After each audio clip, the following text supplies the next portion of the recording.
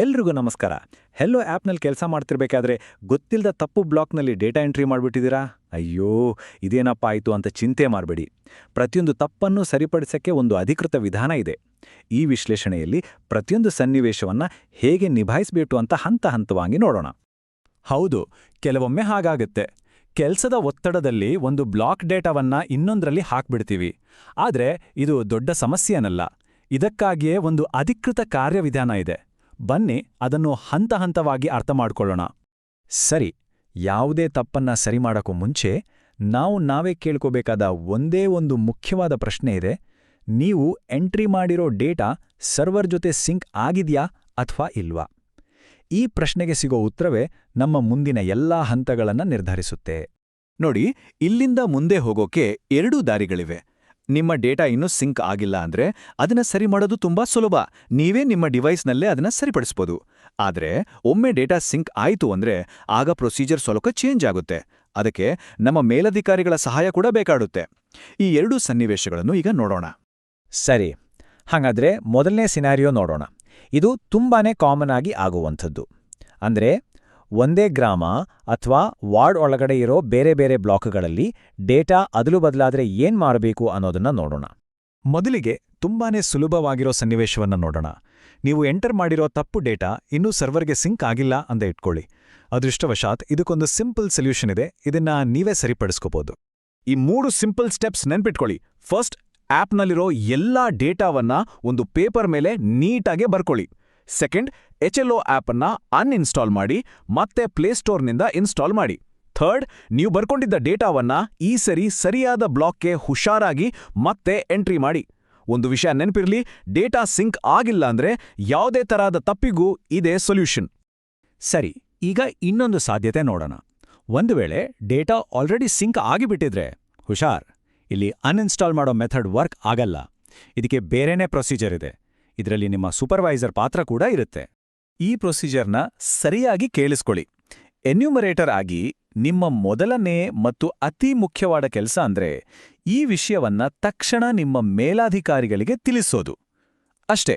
ಅದಾದ್ಮೇಲೆ ನೀವು ನಿಮ್ಮ ಬೇರೆ ಕೆಲಸವನ್ನ ಕಂಟಿನ್ಯೂ ಮಾಡಬಹುದು. ಇದನ್ನ ಟೆಕ್ನಿಕಲ್ ಆಗಿ ಸರಿ ಮಾಡೋ ಜವಾಬ್ದಾರಿ ಚಾರ್ಜ್ ಆಫೀಸರ್ ಮತ್ತು ನೋಡಲ್ ಆಫೀಸರ್ಗಳದು. ಸರಿ, ಈಗ ಇನ್ನೊಂದು ಸ್ವಲ್ಪ ಕಾಂಪ್ಲಿಕೇಟೆಡ್ ಆಗಿರೋ ತಪ್ಪಿನ ಬಗ್ಗೆ ನೋಡೋಣ. ಅಂದ್ರೆ ಬೇರೆ ಬೇರೆ ಗ್ರಾಮ ಅಥವಾ ವಾರ್ಡ್ಗಳ ಮಧ್ಯೆ ಡೇಟಾ ತಪ್ಪಾಗಿ ಎಂಟ್ರಿ ಆದ್ರೆ ಏನ್ ಮಾಡಬೇಕು ಅಂತ ಈಗ ನೋಡೋಣ. ಆದ್ರೆ ಇಲ್ಲೊಂದು ಗುಡ್ ನ್ಯೂಸ್ ಇದೆ. ನಿಮ್ಮ ಡೇಟಾ ಬೇರೆ ಗ್ರಾಮಕ್ಕೆ ಹೋಗಿದ್ರೂ ಪರವಾಗಿಲ್ಲ. ಅದು ಇನ್ನೂ ಸಿಂಕ್ ಆಗಿಲ್ಲ ಅಂದ್ರೆ ಚಿಂತೆನೇ ಬೇಡ. ಸೊಲ್ಯೂಷನ್ ಒಂದೇ, ನಮ್ಮ ಅದೇ ಹಳೆ ಅನ್ಇನ್ಸ್ಟಾಲ್ ರೀಇನ್ಸ್ಟಾಲ್ ಮೆಥಡ್. ನೆನ್ಪಿದೆಯಲ್ವಾ? ಯಾವುದೇ ದೋಷ ಇರಲಿ, ಡೇಟಾ ಸಿಂಕ್ ಆಗಿಲ್ಲ ಅಂದ್ರೆ ನಮ್ಮ ಈ 3 ಹಂತದ ಪರಿಹಾರವೇ ಫೈನಲ್. ಇದು ಸಿಂಪಲ್ ಆದ್ರೂ ತುಂಬಾನೇ ಪವರ್ಫುಲ್ ವಿಧಾನ. ಆದ್ರೆ ಕಥೆಲಿ ಒಂದು ಟ್ವಿಸ್ಟ್ ಇದೆ. ಒಂದು ವೇಳೆ ಡೇಟಾ ಬೇರೆ ಗ್ರಾಮಕ್ಕೆ ಸಿಂಕ್ ಆಗಿಬಿಟ್ಟಿದ್ರೆ ಆಗ ಈ ಪ್ರೊಸೀಜರ್ಗೆ ಒಂದು ಹೊಸ ಇಂಪಾರ್ಟೆಂಟ್ ಸ್ಟೆಪ್ ಸೇರ್ಕೊಳ್ಳುತ್ತೆ. ಅದೇ ಅಧಿಕೃತ ಫಾರ್ವರ್ಡ್ ಸ್ಟೇಟ್ಮೆಂಟ್. ಈ ಕಾರ್ಯವಿಧಾನದಲ್ಲಿ ಚಾರ್ಜ್ ಆಫೀಸರ್ ಪಾತ್ರ ತುಂಬಾನೇ ಮುಖ್ಯ. ಅವರೇ ಎಲ್ಲಾ ಡೀಟೇಲ್ಸ್ ಸೇರಿಸಿ ಒಂದು ಅಫಿಷಿಯಲ್ ಫಾರ್ವರ್ಡ್ ಡಾಕ್ಯುಮೆಂಟ್ ಅನ್ನ ರೆಡಿ ಮಾಡ್ತಾರೆ.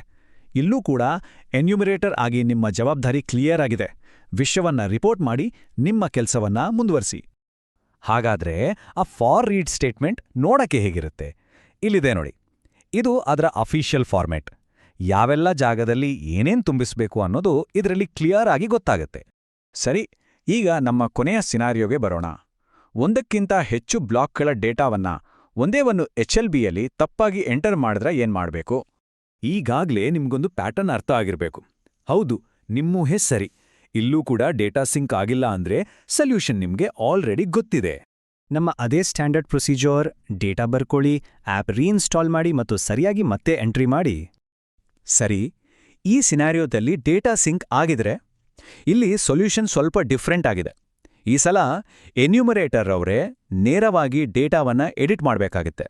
ಈ ಪ್ರೊಸೀಜರ್ನ ಹುಷಾರಾಗಿ ನೋಡಿ. ಮೊದಲು ನಿಮ್ಮ ಮೇಲಧಿಕಾರಿಗಳಿಗೆ ವಿಷಯ ತಿಳಿಸಿ. ಆಮೇಲೆ ಆಪ್ನಲ್ಲಿ ಆಲ್ರೆಡಿ ಇರೋ ಎಂಟ್ರಿಗಳನ್ನ ಎಡಿಟ್ ಮಾಡಿ. ತಪ್ಪಾಗಿ ಸೇರಿಸಿರೋ ಮನೆಗಳನ್ನ ಖಾಲಿ ಅಂದ್ರೆ ವೇಕೆಂಟ್ ಅಂತ ಮಾರ್ಕ್ ಮಾಡಿ. ಮತ್ತು ಕೊನೆಗೆ, ಇದು ತುಂಬಾ ಇಂಪಾರ್ಟೆಂಟ್, ಒಂದು ನಿರ್ದಿಷ್ಟವಾದ ರಿಮಾರ್ಕ್ ಅನ್ನ ಸೇರಿಸಬೇಕು. ಆ ಅತಿ ಮುಖ್ಯವಾದ ರಿಮಾರ್ಕ್ ಯಾವುದು? ಅದು ಇಲ್ಲಿದೆ. Data of another LGB to be deleted. ಈ ವಾಕ್ಯವನ್ನ ರಿಮಾರ್ಕ್ಸ್ ಕಾಲಂನಲ್ಲಿ ಇರೋ ಹಾಗೆ ಅಕ್ಷರಶಃ ಟೈಪ್ ಮಾಡಬೇಕು. ಇದು ತುಂಬಾನೇ ಅವಶ್ಯಕ. ಕೊನೆಯದಾಗಿ, ಬೇರೆ ತೊಂದರೆಗಳು ಆಗಬಾರ್ದು ಅಂತ SOPಯಿಂದ ಒಂದು ಮುಖ್ಯವಾದ ಸೂಚನೆ ಇದೆ. ಇದು ಸಿಸ್ಟಮ್ನ ಮೇಂಟೆನೆನ್ಸ್ ಟೈಮ್ ಬಗ್ಗೆ. ಈ ಟೈಮಿಂಗ್ಸ್ನ ನೆನಪಲ್ಲಿಟ್ಕೊಳ್ಳಿ. ಮಧ್ಯಾಹ್ನ 1:30ರಿಂದ 7ರವರೆಗೂ ಮತ್ತೆ ರಾತ್ರಿ 9ರಿಂದ 9:30ವರೆಗೂ. ಈ ಸಮಯದಲ್ಲಿ ಡೇಟಾ ಸಿಂಕ್ ಮಾಡೋದು, ಲಾಗಿನ್ ಲಾಗೌಟ್ ಮಾಡೋದು ಇದನ್ನೆಲ್ಲ ಮಾಡೋಕ್ ಹೋಗಬೇಡಿ. ಮಾಡಿದ್ರೆ ಸಿಸ್ಟಮಲ್ಲಿ ಪ್ರಾಬ್ಲಮ್ ಆಗೋ ಸಾಧ್ಯತೆ ಇರುತ್ತೆ. ಕೊನೆದಾಗಿ ಒಂದೇ ಮಾತು, ಈ ಪ್ರೊಸೀಜರ್ಗಳನ್ನ ಫಾಲೋ ಮಾಡೋದು ಬರೀ ತಪ್ಪುಗಳನ್ನ ಸರಿಪಡಿಸೋಕೆ ಅಲ್ಲ, ಇದು ನಾವು ಕಲೆಕ್ಟ್ ಮಾಡ್ತಿರೋ ಡೇಟಾದ ಕ್ವಾಲಿಟಿ ಮತ್ತು ಪರ್ಫೆಕ್ಷನ್ಗೆ ತುಂಬಾನೇ ಮುಖ್ಯ. ನೆನ್ಪಿಡಿ, ಸರಿಯಾದ ಪ್ರೊಸೀಜರ್ ಸರಿಯಾದ ಡೇಟಾಗೆ ಅಡಿಪಾಯ.